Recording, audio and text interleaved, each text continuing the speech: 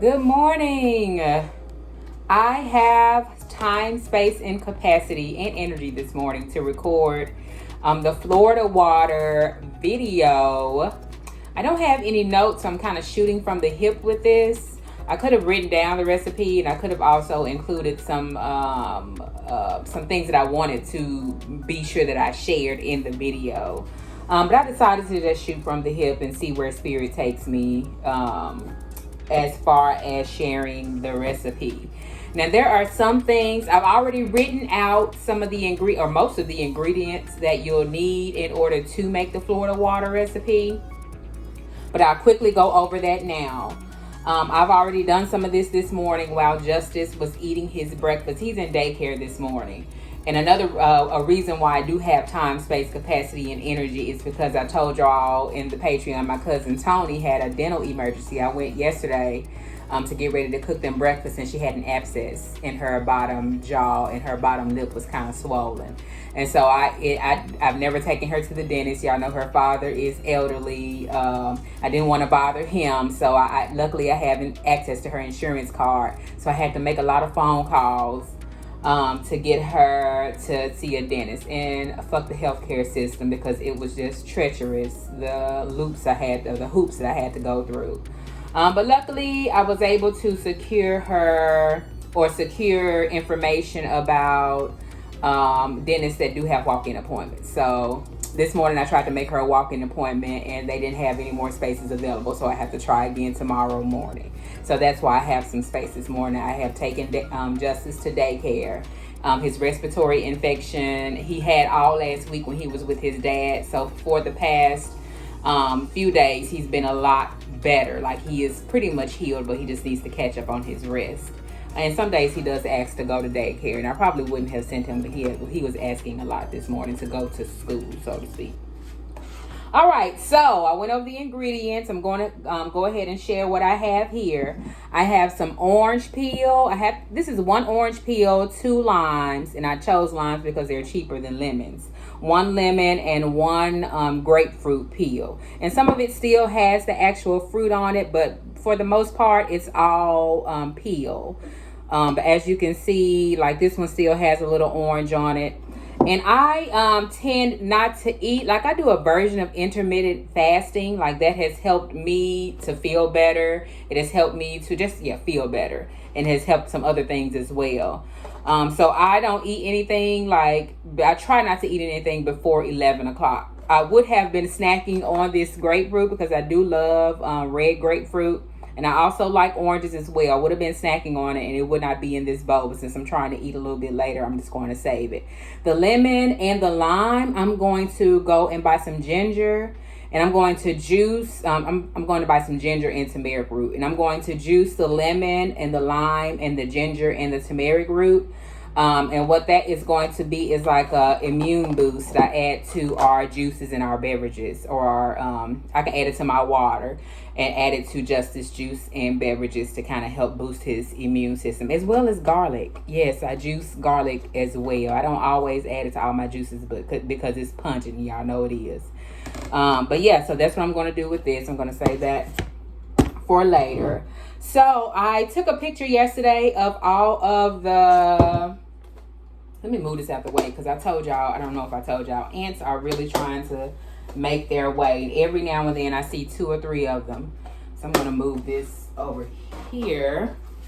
So I took the picture yesterday of all of the honeysuckle when Angela and I went walking on our nature walk last week. I kept all those flowers and the leaves and the stems, all of it in the refrigerator. And some of it had wilted, as well as some of the honeysuckle that I picked the other day when beloved Memphis was here at the house.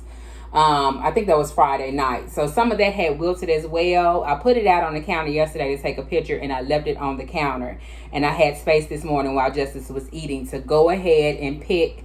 I picked some of the leaves. They're in there, not a lot of them, but it's mainly the flowers from what was picked. That's in there. And I went ahead and added vodka. Now, as I stated as I wrote in the original note about the Florida water, you can use alcohol or you can use vodka. Vodka is more expensive than alcohol. Yeah, it's more expensive than alcohol. But alcohol will leave, and by alcohol I mean isopropyl alcohol. It will leave that alcohol. It will still have that heavy alcohol scent. And the vodka doesn't have as much of a doesn't have as much of an alcohol scent as alcohol, even though they're both alcohols. This is just a drinking alcohol or a grain alcohol. So this vodka I got from the liquor store. They have a small one for like $5.50, and by small I mean smaller than this. I don't know what ounce, but this one right here was like $9.98, and this is Dark Eyes. It's 100 proof, which is what I prefer. But you can get the 80 proof. You can get whatever. So the whole purpose of the alcohol itself, whether it is the rubbing alcohol or the drinking alcohol, is to draw out or to extract like the scents and the properties from whatever floral, botanicals that you put in here, whatever fruits that you put in here or peels that you put in there. And I'm also going to add some dried herbs. Now, I do not believe that I don't know, I'm not a chemist by any means. I do not believe that the dried herbs that I'm going to use or the dried flowers that I'm going to use are going to scent it. So what I am going to, or the dried herbs I'm going to use are more so for spiritual properties. For instance, I'm going to probably put some rose. I'm going to put some, hold on, calendula. I have plenty of calendula in here, and calendula is good to lift your spirits. It's an antioxidant, and it's all around just a pretty and a bright flower. So I'm going to add that in there for the properties of lifting, so that when I use my Florida water, I'm going to infuse my Florida water with the properties of the dried flowers and herbs that I use, but they are not going to scent. At least from my experience, they're not going to scent the Florida water. What's going to scent it are your fresh flowers as well as your peels from your fruit. And I'm going to use some essential oils as well. All right. So in here I have my flowers. I'm probably going to go pick some more honeysuckle and add it to this. I started this today, so I think over the next 3 or 4 days, I'll add things to it. After that 4th day, I won't add anything else because I want, well, I'll share that a little bit later. So my hands are pretty clean, and it really doesn't matter because the alcohol is going to kill all of the bacteria that is going to be in here anyway. But my hands are pretty clean. I'm going to go ahead and I'm going to stuff this jar with all of my peels. I'm probably going to have to get a stick to shove it all down there. Nope, I think it's going in, y'all. And as you can see, I didn't feel it when I added the flowers. I didn't feel it because I knew that once I added the peels that displacement was going to take place. And as you can see, it's already almost to the top. So if you have a bigger jar, you do need something airtight, and it does need to be glass. If you have a bigger jar, please use a bigger jar, like the big pickle jars, if you want to make that much. I don't know how much this is going to make in the end because I'm not measuring like that. But as you can see, this is already full, right? With the peels and everything. This was a coffee. I drink decaf. I mean, not decaf. Instant coffee. I really don't make fresh coffee when I do drink coffee. So this is an instant coffee jar right here. You can use a mason jar. Dollar Tree has jars like this. They also have mason jars. I also use like jars for my spaghetti sauces that I buy already made. A salsa jar here. I keep all my jars. I wash them, and I normally have to soak them for like a day or two to kind of get the labeling off of it, because the glue still will be on there. But yeah, save all your jars. If you have space to save them, wash them and save them. Sustainability, right? Because we reuse. All right, let me move these out of the way. And so before I add some more vodka and my essential oils, I want to talk about, I know a little bit about the history of Florida water. Like I've read it online on, man, I forgot the name of the original company who made Florida water. I think Murray is in the name somewhere. But if I'm not mistaken, it was two brothers or two guys, and let me not go into the history. Y'all look up the history yourself. Please research the history on it. But it ended up being used in hoodoo practices. Like, it wasn't used in voodoo, because voodoo is the original form of the that spiritual practice. Hoodoo is a more Americanized or African Americanized version of voodoo. So it ended up being used in voodoo practices to cleanse, to ward off evil spirits, to kind of refresh a space. The original Florida water was used as a perfume. So this Florida water can be used for all of the above. And why it is important for us to include these tools in our cleansing, in our clearing. Number one, the most important reason for me is because it is an extension of nature. It is bringing nature into, your home and your space, your body, your physical space, your mental space, and your emotional space. And as I've shared with beloved, the way this world is going, not just the United States, but this entire world is shifting into this very robot, like very diluted energy. I believe the two things that are going to save us are going to be community and nature. So number one, for me, it's just an ode to nature.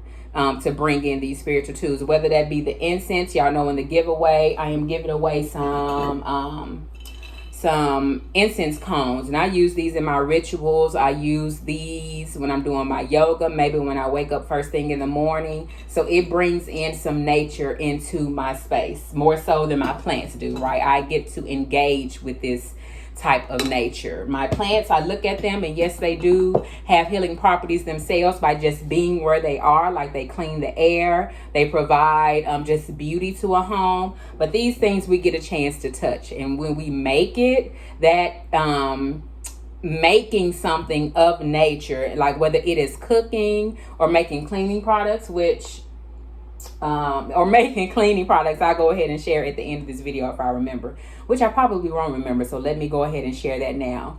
If you're looking for something less invasive and less toxic than like bleach or Pine Sol, something to cleanse and to get rid of bacteria in your home, vinegar and water. If you have tea tree oil, yes, use that. Hydrogen peroxide as well kills bacteria and germs.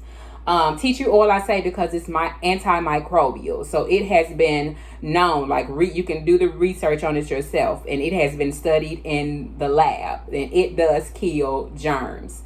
There are so many antimicrobial essential oils. But yeah, tea tree oil, vinegar. It could be apple cider vinegar or white distilled vinegar, and hydrogen peroxide are all natural ways to cleanse or to kill germs in your spaces. So I always keep a spray jar. Here's mine right here. Let me step over here and get it. So I keep this at my kitchen sink, and it's water, it is vinegar, it is tea tree oil, and also a little dishwashing liquid in here. The soap helps to break up any dirt or debris more so than just water and vinegar alone, right? So the soap, especially Dawn, is known to kill or known to break down grease. So Dawn would be good in this. I don't have any Dawn. I don't buy Dawn anymore. But sometimes when I go to a client's home, and I always take something natural as well as something a little bit more heavily scented, because people like the scent. If they have a little Dawn dishwashing liquid, I add it to my spray bottles at their home. So yeah, that's that on that. That's a cleaning recipe right there.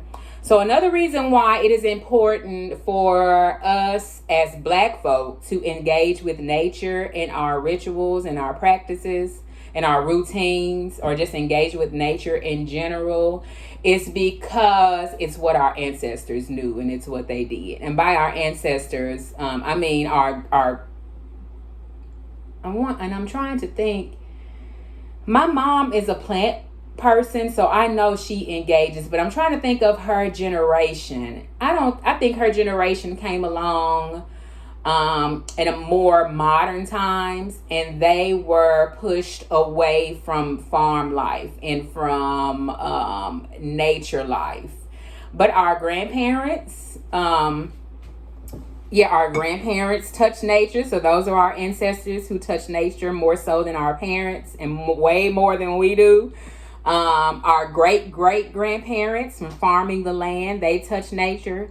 And a lot of their foods were not processed, so they touch nature in that aspect. For instance, I think about bread, and bread uses flour, which is, although it's processed, it's still, making bread at home is still healthier than the processed bread that we buy.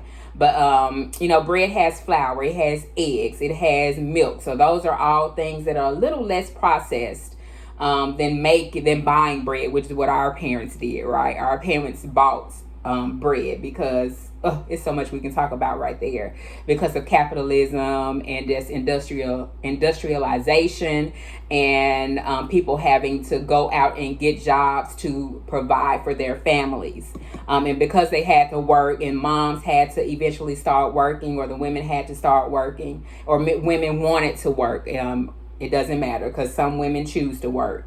There's less time to be in the kitchen cooking, and so processed foods kind of made their way into American society when we got busy, and when we just didn't have the time or the space, the energy, or the capacity to be in the kitchen.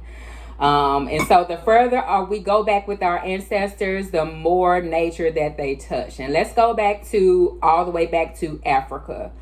And even Native American life, because a lot of us have Native American in our blood as well, or in our DNA. So in Africa, before parts of Africa were colonized, or before slavery, our ancestors not necessarily worshiped nature, but they venerated nature, right? And so nature for them was how they, and I see ants right now, nature for them was how they connected with something higher and more meaningful than themselves. And so when I do something where I am touching nature, I invoke the energy of my ancestors, which is so important in today's time, when we are very disconnected from ourselves, first and foremost. And if we are disconnected from ourselves, then it's just naturally, I just come to the conclusion that we are naturally disconnected from our lineage and our heritage and those things that make us us. I've been doing some light studying on Odinala or Odinana, which is an Igbo or Nigerian form of spirituality. Ancient spirituality, ancient African or spirituality, or an ATR, African traditional religion. And there's a young man on YouTube. His YouTube channel is called The Medicine Shell. I adore this young man so much because he has taught Odinala or Odinana in ways that have made it make sense. Like, I've looked at other YouTube channels, and his way of teaching just brings it all to light. And it could be because he eventually moved over to the States, and so he has his feet in both worlds, in Africa, and he has his feet in America. And so maybe that's why he resonates with me so much. But in one particular video, he talked about, I'm totally paraphrasing here, and I hope I get it right, or I get the energy of it right. But he talked about how we in America, we as Black Americans or African Americans, it is difficult for us to know who we truly are, because we don't have the full story of ourselves as individuals. And so it's almost like picking up a book and just reading one page out of that book and trying to get an idea of what that book is about just from that one page, trying to make sense of it from just that one page. And just that one page negates everything that came before, or you trying to come to a conclusion of what this book is about and get a better understanding or more clarity of what this book is about without reading what came before that one page or considering what's coming after that one page, then you're going to be lost. And so many of us as Black or African Americans, we are lost with our purpose, with our calling, if there be such a thing, right? Because I believe you can just exist in this world without defining what purpose or call your calling. You can exist in this world very whole, right? Or as a whole being without all of that purpose and calling and all that good things, all those good things. But yeah, he said, as we hear, we don't have an idea of we don't know our ancestry story. So at the end of the video, I believe he talked about how important it is to know the stories of your ancestors, because in those stories you will find yourself, and in finding yourself you will get more clarity about what it is, how it is you're moving in this world. So yes, it is important for me to touch my ancestors through nature and commune with them through nature. In making things. So hence the Florida water. So what I'm going to do now, I'm going to get ready to finish this video up because I do still need to get to my Uncle Earl's house and tend to them. I'm going to top this off. I'm going to leave enough space in my jar so that I can shake this up every maybe 2 to 3 days, maybe every 4 days, maybe once a week. It doesn't matter, but it needs to be shaken up, right? So now I'm going to add my essential oils. And this is grapefruit, and I believe this is a perfumed, this is not a natural essential oil that I got from Maggie's Farm. And I don't have any more droppers, so I'm having to do it this way.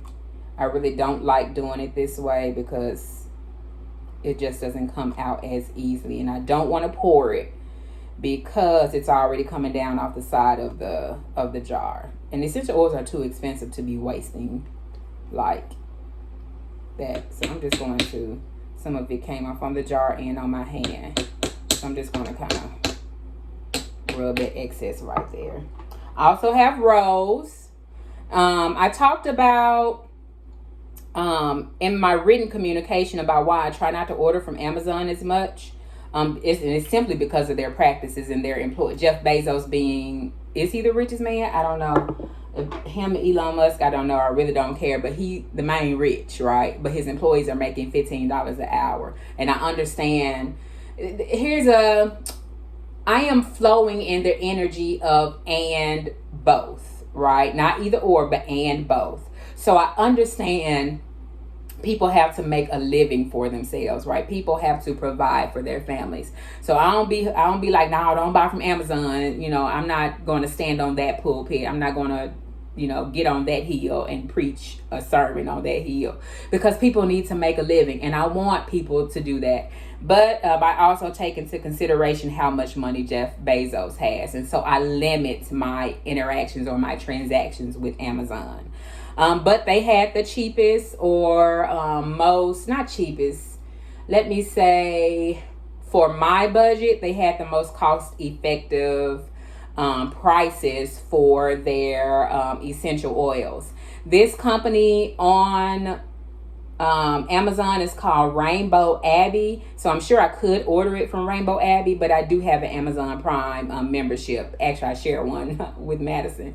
And so it just makes sense for me to order directly from Amazon. And these essential oils, I want to say all together, I get like 5 for like maybe $15.